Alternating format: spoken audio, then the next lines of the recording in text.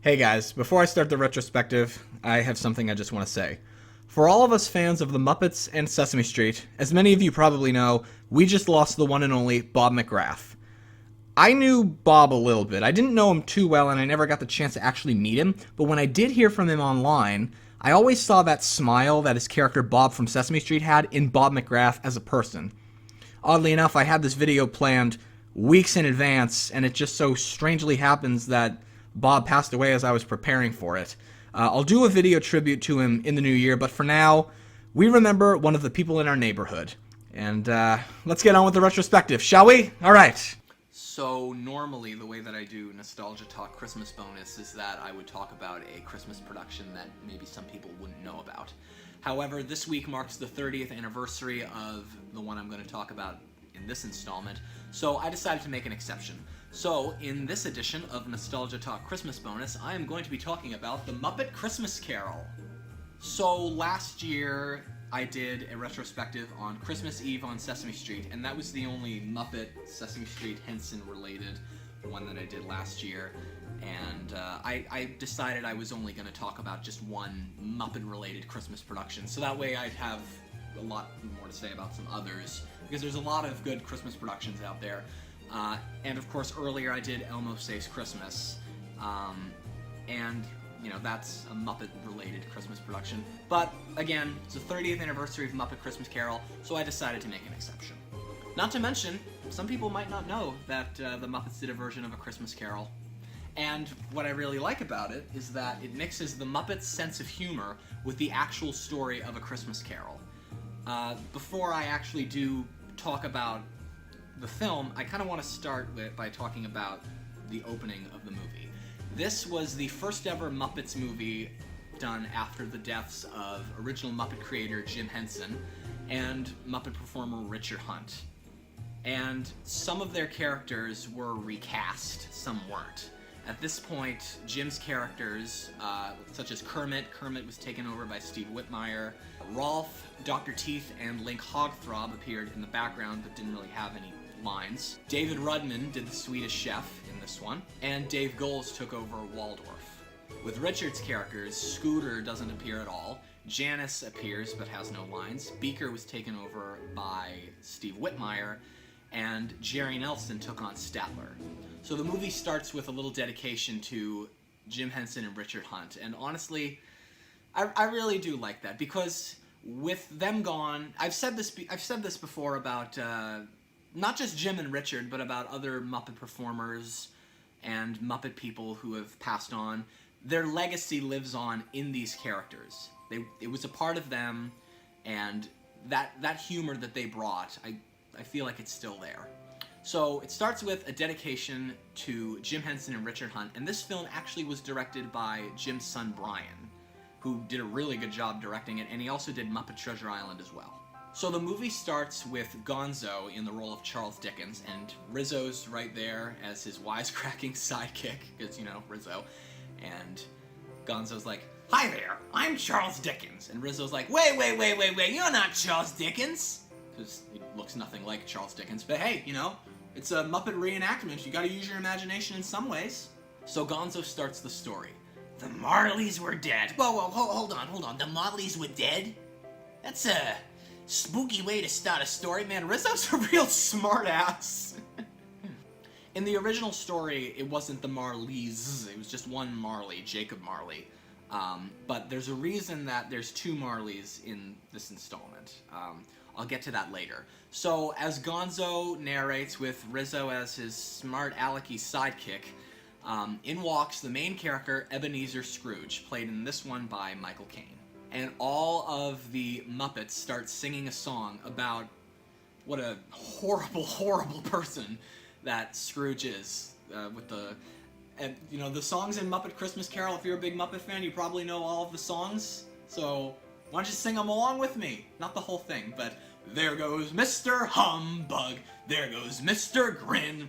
If they gave a prize for being mean, the winner would be him. There's a line in this song that a friend of mine gets a big kick out of, which is, "No cheeses for us Mises." So Scrooge is just kind of, you know, brushing it off, just continuing to walk as the other Muppets are singing all kinds of crap about him. And then he looks over, kind of crossly, like, humbug. So his staff consists of Bob Cratchit, performed here by Kermit, and a bunch of rats. And Kermit...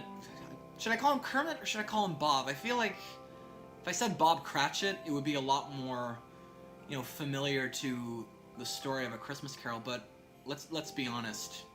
The Muppets really did upstage the rest of the characters in this. Yeah, I'll just say Kermit. It makes it a little bit easier for me, and, for some of you, it probably makes it a lot easier, too, if you've never seen this movie. So Kermit is told by Scrooge to show up tomorrow. The story is set at Christmas Eve, and Kermit's like, but tomorrow's Christmas. Oh, okay. 8:30 then, not 8 o'clock. But Christmas is the time to be with family. Couldn't we have the day off? And, basically, Scrooge gives in, and his nephew Fred comes by, and he's sharing his love of Christmas, but Scrooge very, very rudely brushes it off. Man, Scrooge was really an asshole in this one. Worse than... He was more of an asshole than any other Scrooge I've ever seen in any adaptation of A Christmas Carol. If you've seen a worse Scrooge, and by worse, I mean ruder Scrooge in any adaptation, let me know. Maybe I haven't seen it.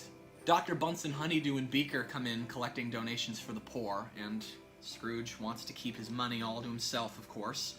And they explain, but they'll die. And he says, if they'd rather die than let them. My God! How rude! So at the end of the day, Kermit heads home, and he sings this very, very nice song. There's magic in the air today. I actually don't know all the words to it, but after all, there's only one more sleep till Christmas. I think this might...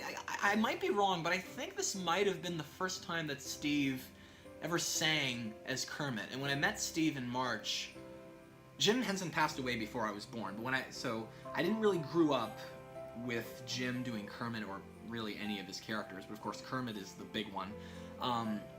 So yeah, I think Jim did some good songs as Kermit, but from the Muppets I grew up with, Steve did some of my favorites as Kermit, and this is one of them, One More Sleep Till Christmas.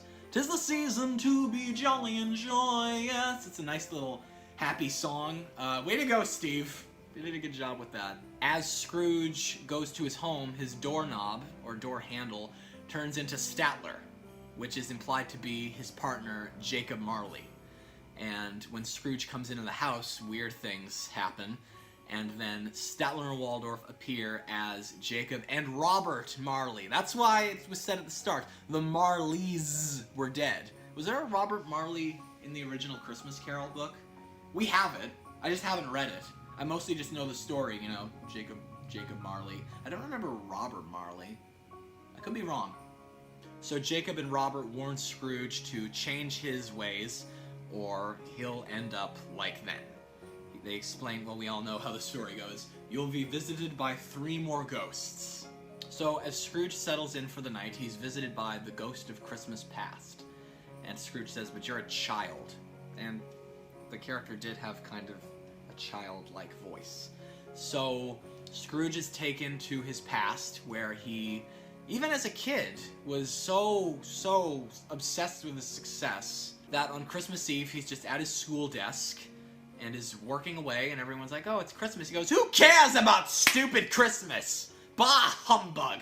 And even back then, wow. But it pays off because he works so hard that in walks Sam Eagle, who's like the school headmaster, and he says, you're going into business. Business is the American way. Mind you, the story of A Christmas Carol was set in England, and Sam the Eagle, he's very patriotic. I, Sam the American Eagle. So, breaking the fourth wall, Gonzo whispers in Sam's ear, and then he's like, oh, business, it is the British way.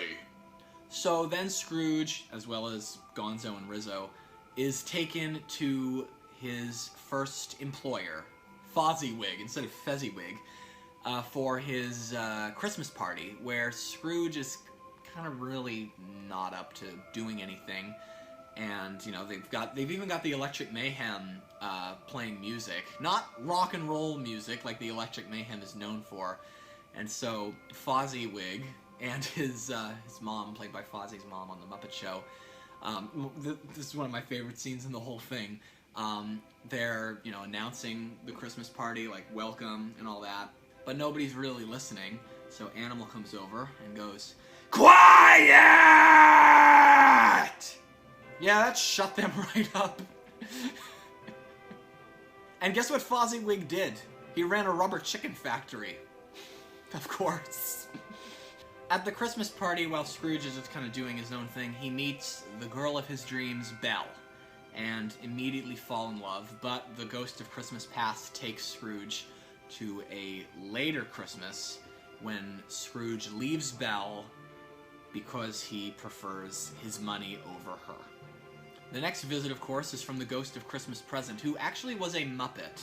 I feel like the Ghost of Christmas Past was a Muppet as well, but it looked a little bit animated. But the Ghost of Christmas Present was a real Muppet-looking type character, very, very jolly, performed by the one and only Jerry Nelson.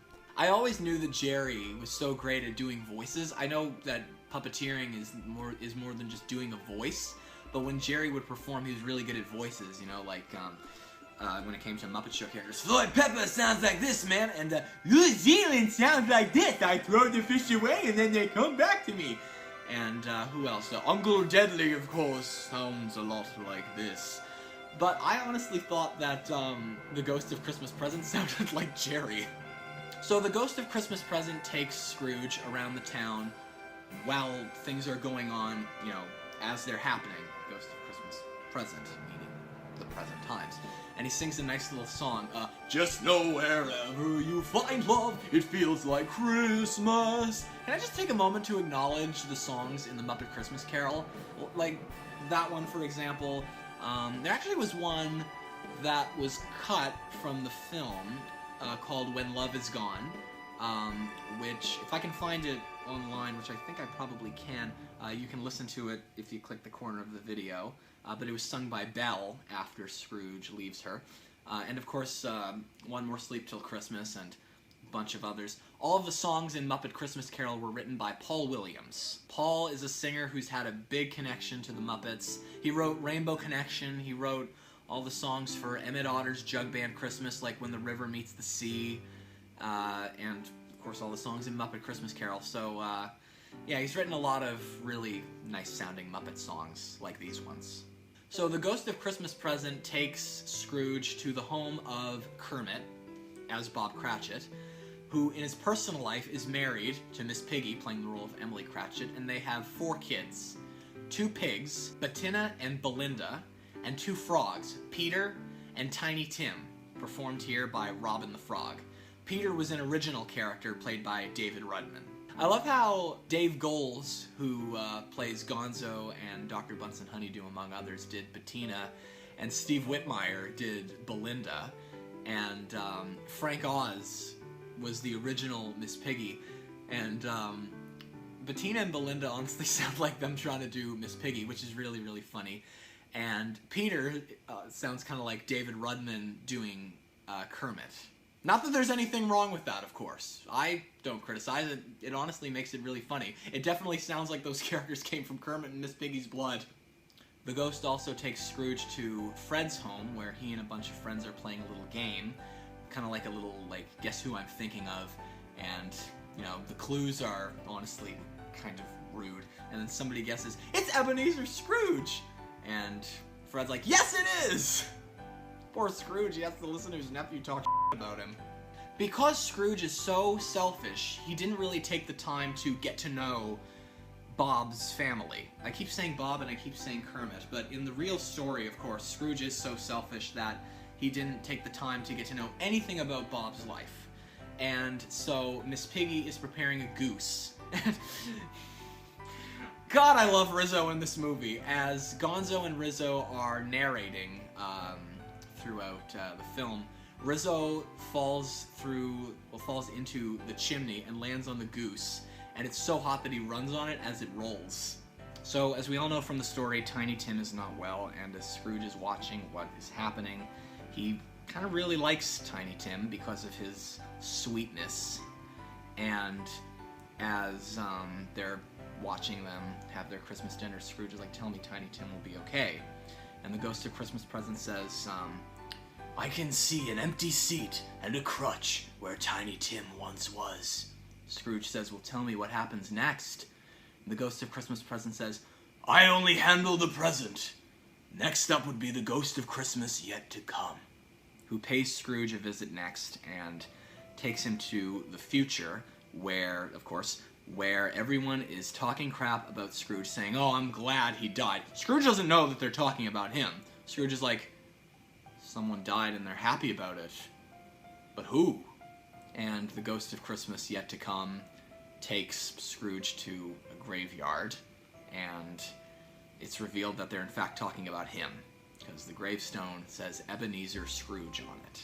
So Scrooge says to the ghost, he's almost in tears, because finally he comes to realize the wrong that he's done, especially with Tiny Tim, without even knowing him. And Scrooge says, please, tell me these events can be changed. And eventually Scrooge wakes up, and he's like, what day is it? And there's Bean Bunny. Bean Bunny was a Muppet character that I don't know if any of you would remember Bean Bunny, but was in a couple of Muppet productions a couple of years back.